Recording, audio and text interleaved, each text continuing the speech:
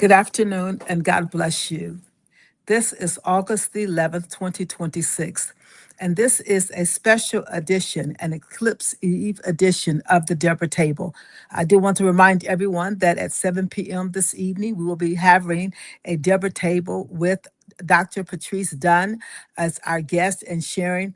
But this afternoon, I wanted to just bring you this simple thought and conversation around where we are in the heavens and where we are in the earth, hoping that this will also encourage those who are, yes, moving forward in their destiny, conversations with women who lead.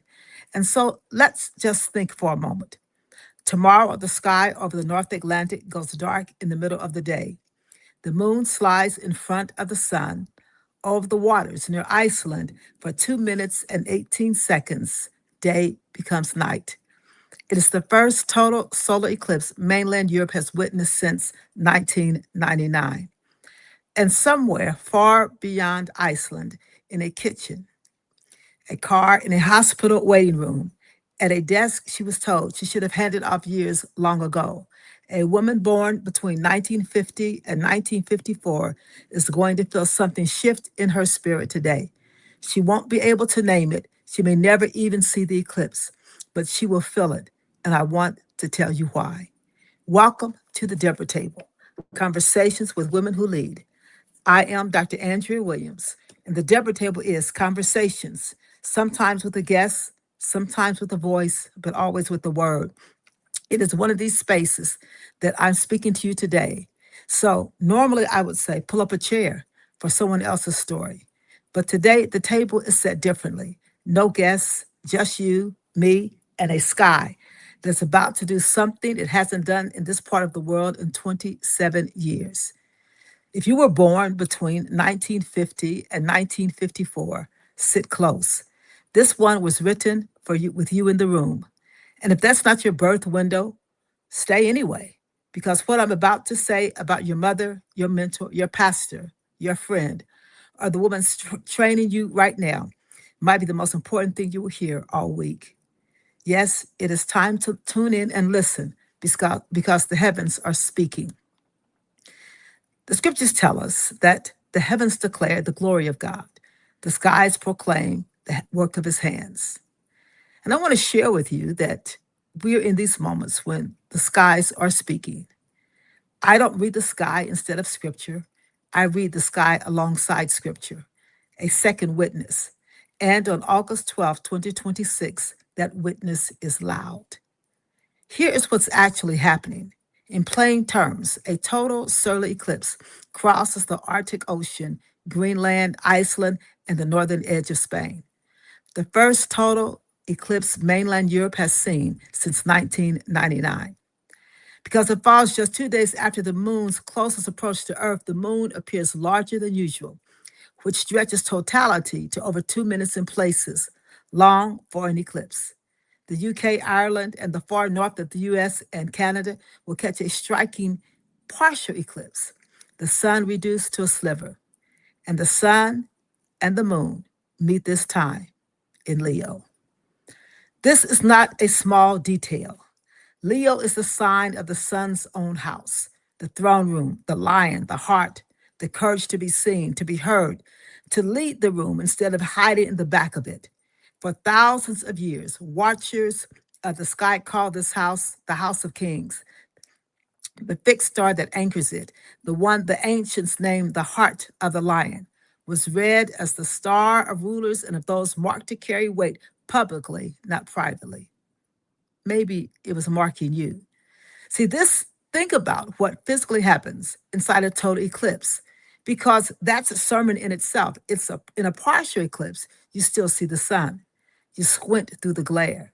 But in the brief moments of totality, the glare disappears completely.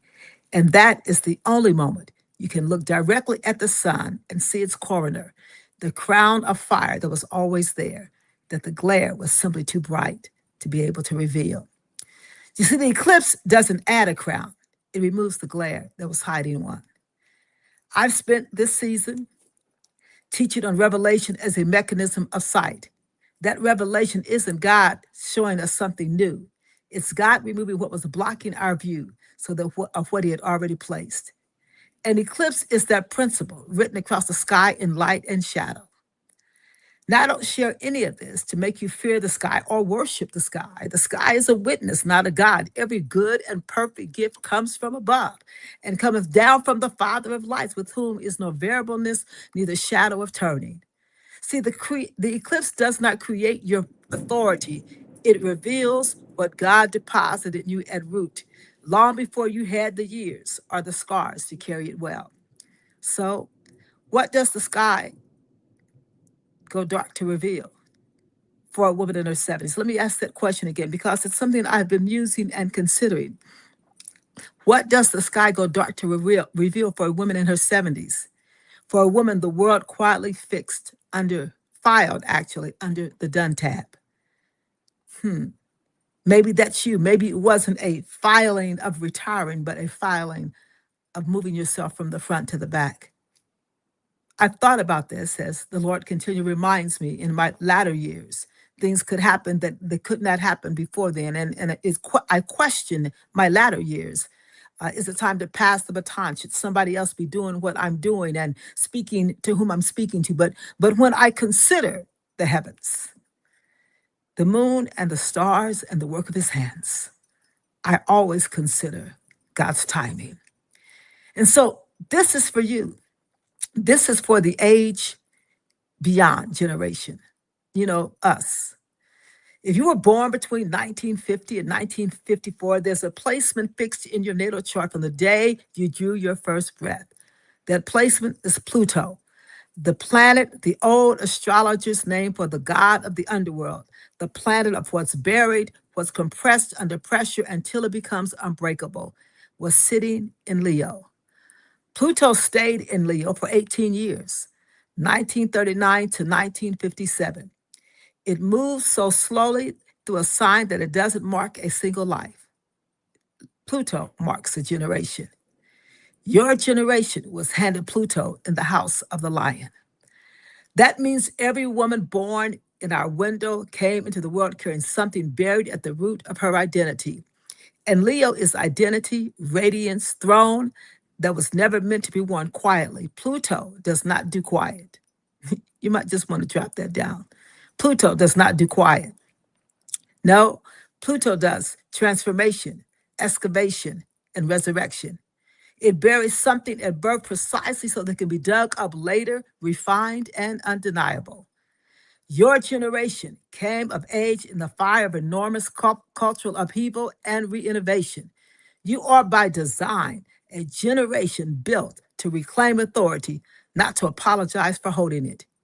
You were not born to whisper leadership. You were born with it compressed into the way you compress coal into a diamond. And diamonds are never made on a fast timeline. They are made under pressure in the dark over decades. Sound familiar? Sounds like your life, your process, your world. You see, that's the first half of the word. Here's the second half. And it's the reason this particular eclipse, know your own placement. That's between you and the Lord and your own watching. But when an eclipse lands in the same sign that holds a generation's Pluto, the sky is not being subtle. The sky is saying, this is now, not a decade to retire.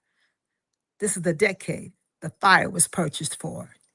So if you are early to mid 70s this year, you are not past your assignment. You are standing on the threshold of it. You see, I wrote a book, Leadership is Beyond. And it is that very thing that we have to live life without limits. And I'll be honest with you, I didn't write it with a 72-year-old woman in mind. As a matter of fact, the chapter, Leadership is Beyond Age, was written about an 11-year-old. Let me read it to you. Marla Dias is a young activist, author, and founder of the 1,000 Black Girl Books campaign, which she launched at just 11 years old. Growing up, Marley loved reading, but she couldn't find many books that had girls like her in them. She felt like their stories were missing, and that wasn't right. People often underestimate what kids can do. They think they should wait until they are older to make a difference. But Marley learned that leadership isn't about age. It's about seeing a problem and taking action. By collecting and donating over 12,000 books featuring Black girls as main characters, Marley showed the world that young people can lead and make an impact. Leading beyond age means breaking through the barriers of expectations and using your voice, no matter how old or young you are, to create change. See, when I wrote Leadership is Beyond, in that particular chapter, I told that story to prove leadership doesn't wait until you're old enough. Today, with the sky overhead, I want to turn the same sentence around. Leadership was never about being too old either. The chapter isn't called Beyond Youth, it's called Beyond Age. And age cuts both directions on the clock. If an 11-year-old didn't have to wait for permission to lead, a woman in her 70s doesn't have to ask for it back. This is not a chapter about aging, it's a chapter about arriving. And it turns out it arrives at both ends of life. And so when I begin to think about women that are leading, women that didn't quit, oftentimes my mother comes to mind. And as a matter of fact, her birthday will be on this Thursday. She has since made her transition. But she was a woman that understood that as long as you have life, you're called to live it. When I wrote my book, Leadership is Beyond, it was dedicated to my mother, Bernice Louise Whitelaw Williams. To my mother, a true embodiment of leadership beyond titles and rules and age. You raised 6 children with grace, strength, and love, all the while working tirelessly to uplift our community. Your heartbeat for young people, always striving to create a better world for them. Yet your greatest legacy lay within the family you so deeply cherish. You taught us the power of love, the value of education, and the importance of serving our community. With the gift of hospitality, you welcome not only friends and family, but also the world into your heart, serving through your faith, activism, and tireless work in politics and beyond. You were a servant, but more so a leader, one who showed us that true leadership is found in the art of serving others. Your life was a testament to leadership lived out loud. I am forever grateful to have called you mother, and your legacy will always inspire me to lead with the same courage, love, and unwavering dedication. And I think about how my mother, in her 80s, not her 70s, kept on working. And so when we write this book, Leadership is Beyond, and we bring this conversation of transcending barriers, the beyond age rises because the heavens are saying so. That at the heart of true leadership lies purpose. It is the driving force that fuels passion and empowers us to break through obstacles. And so we must consider the women, those of you that are in your 70s. And today, I don't want to hand you only a theology and an astrology. I want to hand you evidence. My mother was one of those. But also look at who is leading in your generation, still standing at the front of the room right now in 2026. One, Princess Anne. She was born August the 15th, 1950. This year, she turned 76. For years running, she has logged more official public engagements than any other working member of the British royal family, well over 400 a year. Nobody handed her retirement party. She kept the calendar. Oprah Winfrey, born January 29th, 1954, 72 years old this year, and still one of the most trusted voices in American media, still building, still shaping what millions of people read, watch, and believe about their own healing. Condoleezza Rice, raised by a mother who was a church organist and a father who pastored a small congregation. She became the most powerful woman in American foreign policy of her generation. Today, in her 70s, she directs the Hoover Institute at Stanford, still shaping the thinking of the next generation of leaders. Sonia Mayer, still seated on the Supreme Court of the United States, still writing opinions that will outlive every person listening to this podcast. A media mogul, a foreign policy architect, raised by a preacher and a sitting Supreme Court justice, 4 completely different rooms, 4 completely different assignments, but every one of them is in your birth window. And not one of them got the memo that 70 was supposed to be the finish line. You may not sit in the palace or on a bench. Your room might not be a classroom, a church, a business, but it may be a small business, a family that needs an elder. It may be a classroom. The size of the room was never the point. The Pluto Leo fire and you was never sized to the room. It was sized to the assignment. You see, Deborah was already judging Israel, already sitting under her palm tree, already carrying the weight of a nation's decision when the moment came to lead an army. She didn't step down to make room for someone younger. She stepped onto the battlefield herself, and afterwards she sang about it in her own voice, in her own words. Judges chapter 5 is Deborah's own song. Nobody wrote it for her. The scripture says in Psalm 92, the righteous shall flourish like a palm tree, and those that be planted in the house of the Lord shall flourish in the courts of our God. They shall still bring forth fruit in old age. They shall be fat and flourishing. So hear the decree over you today, beyond age women, those of us 70 and beyond. I decree that the eclipse of your visibility is over. I decree that which was buried in you at Pluto and Leo is rising, not retiring. I decree that your 70s are not your sunset. They are your totality. The moment the flare finally clears and the crown you've always worn becomes visible to everyone watching. I decree that, like Deborah, you will not just endure this season. You will sing about it afterward in your own voice. And I decree fruit in your old age, not leftover fruit, not diminished fruit, but fruit that can only grow after this many years of pressure.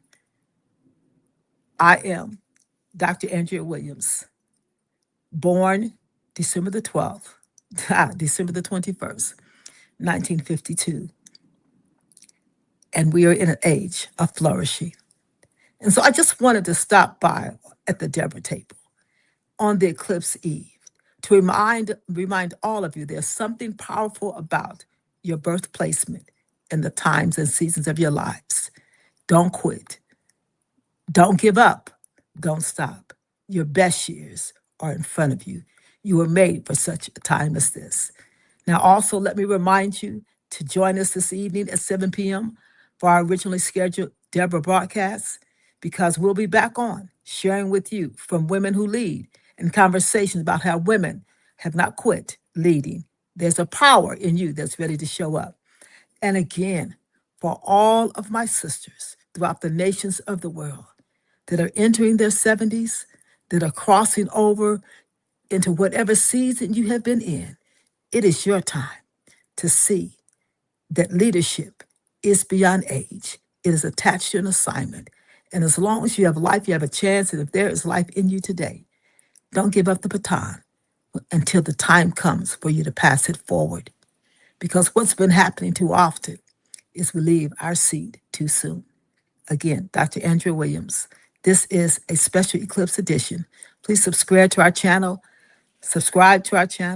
share it. Share this one with women who are looking at their age and wondering if there's still a reason, because the answer is yes. You are here for such a time as this, and we'll join you tonight where you will pull up a chair and enjoy the conversation that we have for you. God bless.